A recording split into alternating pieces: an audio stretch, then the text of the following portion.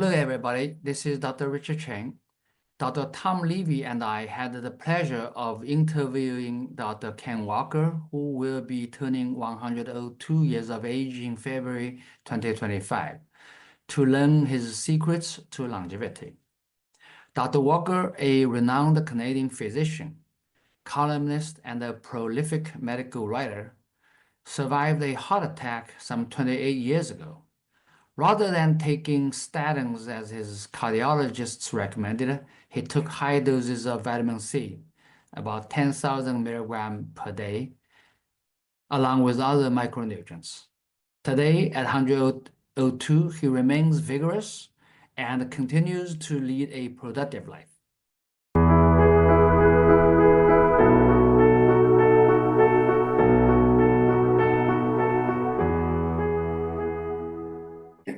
Actually, Ken, I'd like you to talk a little bit more on this because recently, just yesterday, I had one of my clients or fans.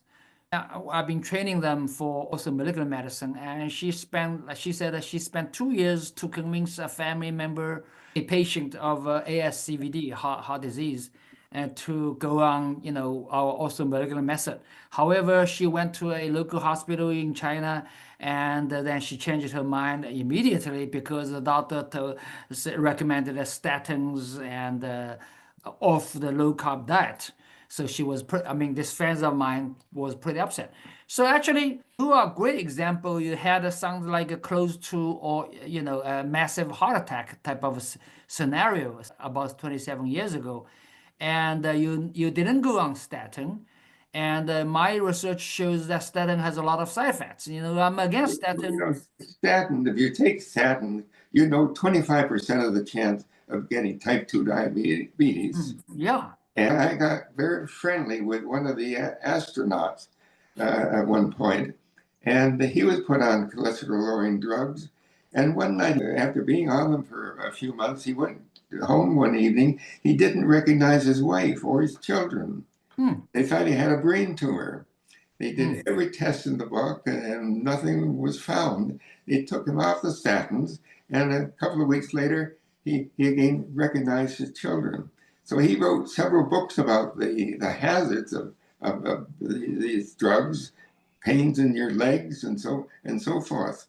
So that I was aware of those facts, and I took a real gamble when I started taking high dose vitamins, and it wasn't until I realized I was doing the right thing when I read about Dr.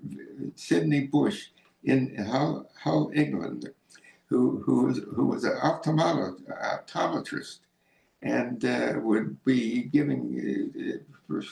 prescribing a contact lens to his patients, who occasionally they wouldn't do the right thing, cleaning them when they get an eye infection.